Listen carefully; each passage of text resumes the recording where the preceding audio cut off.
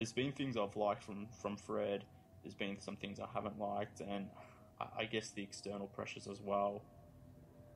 Right now, have sort of has me leaning towards just giving him average market this season. I think it's completely a work in progress, and we sort of need to allow him the time to grow a little. It is his rookie season, and until we get a roster around this guy that suits what he wants to do, and I guess suits what the rest of the league is doing, then I think it's hard to, or I think it's unfair to be super harsh on Fred Hoiberg. Yeah, I agree with you. I'm kind of in the middle as well. You have to give him some breathing room, first year on the job, and I think you mentioned it. He needs the right pieces in order to run his offense effectively. There have been some reports earlier in the season that Bulls players were kind of reluctant to running Hoiberg's offense, and they were even going back to some old Thibodeau sets, which was interesting for me. So he wants to run and get up the floor and play with pace, and I don't think these pieces can necessarily do that or are willing to do it. And there's always going to be some turnover with a new coach, always going to be some struggles. So I think you just kind of have to give him a little bit more time, but I'd also probably give him that C grade as well. Yeah, and look, a lot of the things Fred wants to do is the things that Tom Thibodeau wanted to do when he first came in as coach. So if the fans go back and watch Tom's introduction, or his presser when he was introduced as head coach, he says a lot of the same things that Fred said. So he wanted to push the ball, he wanted to get into transition and get scores. He obviously wanted to play defense and wanted to move that ball around. And Tom wanted to do a lot of the same things that Fred wants to do. And the reason he wanted to do that is because a lot of those things are just good basketball traits to have in your team. And sometimes you just can't implement those things based on the character of your roster. And I guess the Bulls front office did give Tom a roster that worked with him based on his defensive principles, but for Fred, it doesn't necessarily fit, particularly with an aging roster that's routinely injured. So, yeah, like I said before, I think we need to allow Fred Hoiberg some time to grow and at least give the front office a chance here to give him some players that actually fit his style of play and fit the style of play that the league is going. So, I mean, you watch the Golden State Warriors, you watch the Portland Trailblazers, you watch a whole bunch of teams. There's so many teams downsizing right now, whereas we're being forced into playing two big man lineups that just don't really work now. You're playing Taj Gibson and Pau Gasol against a lineup of, say, Draymond Green and Harrison Barnes. When you play the Warriors, you're just going to get smoked. So with the league downsizing like that, the Bulls have to follow suit. And right now, the roster is sort of a roster that sort of fit yesteryear more so than what it fits now. Yeah, absolutely. You mentioned Pau Gasol, and I think that's a good segue onto this next question here. There had been a lot of talks about how Pau wants to re-sign with the Bulls and how the front office is interested. Personally, I do not want to see Pau Gasol back, just for that reason that you mentioned. He's slow, his defensive rotations are awful, and I don't think he fits that system that Fred Hoiberg wants to run. Do you want to see Pau back?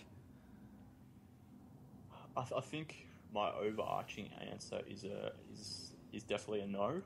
But having said that, if the circumstance was right, then I could be on board with having Pau back. And I guess what I'm sort of angling at there is if Pau was willing to accept a role as a bench big man, as a six-man type, where he could come in against second units and really just apply his offensive skills against second units and sort of bumslay those second units of teams, then I'd be okay with Pau coming back in that role on a reasonable contract. But if the idea is to give Pau Gasol a 3-year, $45 million contract or something of that note, and still have him as your starting center next season and there beyond, then that to me just doesn't fly. That would be a mistake, and I think you would be setting up Fred Hoiberg to fail because Pau obviously wants to play the way he wants to play. He's a prideful guy. He's mentioned that a lot in the media, be it in Chicago or even in LA. And I just think you're not doing your new coach who you've brought in to replace Tom Thibodeau any favors by having a guy that wants to be on the block and wants to make his living working on the block, which is he's really good at it, but at the same time it doesn't mesh with your coach. And giving a 35-year-old guy a medium-term contract, like a 2 to 3 year deal, that to me just would be a bad move as well. So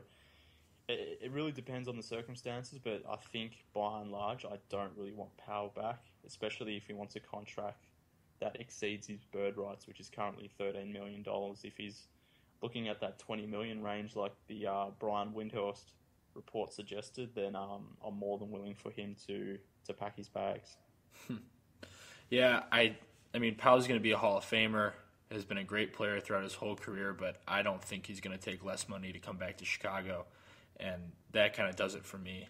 Like you said, paying an older guy some big-time money, I don't want that to happen, especially with the way the Bulls roster is kind of heading and how it's looking more and more like we're heading towards a rebuilding type of mode pretty soon. I don't think Powell is going to come back. Yeah, and he keeps saying that Chicago is his number one option, but I sort of question that. And he's saying all the right things in the media, and to his credit, Powell is a terrific media performer. He's always given some really insightful sound bites, and he's always forthright with his comments, which is I guess we can appreciate in the day of the media now, where a lot of our athletes are robots in a sense, and they always give us the same old answers. But I sort of don't buy this whole thing where Chicago is Powell's number one preferred destination. It's like you said before, the team's 30-30 right now. They're sliding. He's in the twilight of his career, and he came here to win championships, and obviously that hasn't happened last season, and it's definitely not going to happen this season. So I don't see why Chicago would actually be Powell's preferred option, even though he does say that. I'm sure he appreciates the city of Chicago, but the guy wants to win basketball games as well, and I'm not sure if that really is the feasible option for him going forward. So I'm not sure if I really buy the whole thing that he wants to return to Chicago, which I'm hoping would be the case. Yeah, as our buddy Derek Rose says, who knows? Who knows? Exactly. Who knows Doug McDermott. He's been picking it up lately. Post All-Star break, he's averaging 15.4 points per game, and you can just see the confidence that he's playing with, and that I can give Fred Hoiberg some credit for that as well. He's really picked it up. What are your thoughts on his performance as of late? So Doug's been great. So I guess the funniest thing about Doug's performance has been all these dunks. just been dunking all over everyone. So that has been amusing, but at the same time, he's really been playing well. He's shown more than just jump shooting. He's getting to the hoop, whether that's floaters or runners or even like I said, the dunks. He's cutting off ball well, and he's beating his man just by constantly moving, and that's the type of player that Fred Hoiberg wants, a guy that can read and react in an offense and can just work without needing the ball. So Doug's doing more than just spotting up for three-point attempts, but to me it'll be interesting to see how his role changes, if at all, once Jimmy Butler returns. So with Butler out and Derrick Rose missing some games here and there as well, the Bulls have needed someone to get up shots, and given his connection with Fred Hoiberg and the team, starving of offense at the moment, Doug has had some good opportunities here to get the ball and to make some scores, but it'll be interesting to see how his roles changes once Jimmy Butler and Derrick Rose are back dominating the ball. So will he still get the number of attempts? Will they be looking for him as frequently as they were before? Will his confidence wane if he's not getting the ball as much as he was previously? Those are the things I'm sort of going to be looking out for over the next 20 games with Doug. I'm certainly hopeful that he continues to play as well as he has lately, because it's certainly been encouraging. There was a period there where I think most Bulls fans were lamenting the draft selection of Doug McDermott, particularly after his really bad rookie season. But he's shown a lot so far, and you've got to give Fred Hoiberg that credit. But at the same time, I'm sort of still wondering if it's just been circumstantial with the opportunity presenting itself with Rose and Butler being out. So I think that's probably going to be one of the most interesting subplots of this team going forward over the remaining 20-odd games. just to see if Doug can continue this and continue playing this well and finish the season on a high. If he can, I think that'll be a real big positive going into his third season. Yeah, absolutely. It's been really fun watching him, giving some glimpses of the old Creighton days. And, Fred just kind of instilling that confidence in him to just go out and play, attack the basket, like you said. He's had some really nice runners and some crazy dunks. I didn't even know he had that in him. As Jimmy Butler said, he's pretty good for a white guy. So it's been fun watching him. Definitely, yeah. Jimmy Butler coming back, hopefully Saturday against the Rockets. There's a report coming out of Boston that the Celtics were willing to give up 2 first-rounders for Jimmy. So at the deadline, if you are Garpax, would you have pulled the trigger on that deal? Look, I probably wouldn't have. And I say that right now because I'm not sure where that Nets pick that the Boston Celtics currently are owed would fall. So if that pick, it's probably currently projected to fall anywhere between, say, 3 to 5. Yeah, maybe you think about it if it lands there, but it also could fall. So if you're dealing that pick now, or dealing for that pick now, you risk it sliding from, say, 3 to 7 or 8 or something of that note. And this draft isn't super deep, and I don't really want to be trading Jimmy Butler for the 8th overall pick, as an example. So to be clear, though, I have no issues with exploring trades for Jimmy Butler. Jimmy's great. He's exceeded any expectation I think that any fan would have had on him. No one saw him becoming this. I'm not sure if Jimmy Butler saw himself becoming a star like this. But at the same time, he'll be 27 next season. He's probably got 3 to 4, all-star level seasons left to go, and the team around him doesn't look ready at all. So I think the Bulls, potentially can explore deals for Jimmy Butler. That would have to be some damn good deals to accept it, but I don't think he should be as untouchable as some fans may suggest that he should be. But having said that, I probably wouldn't do that Boston deal because that Nets pick isn't as strong as what it potentially projected to be. If it was looking like a definite top 2 pick where you could land Ben Simmons or Ingram, then I'm considering it at that point.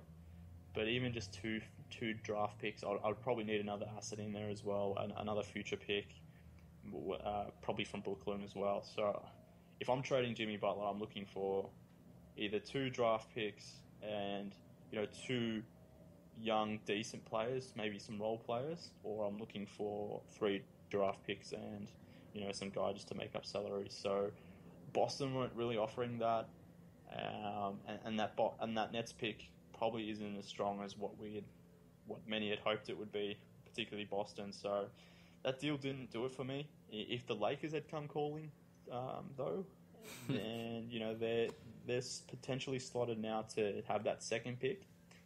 If the Lakers put an offer towards the Bulls of the second pick and a few other assets here and there, then yeah, I consider that.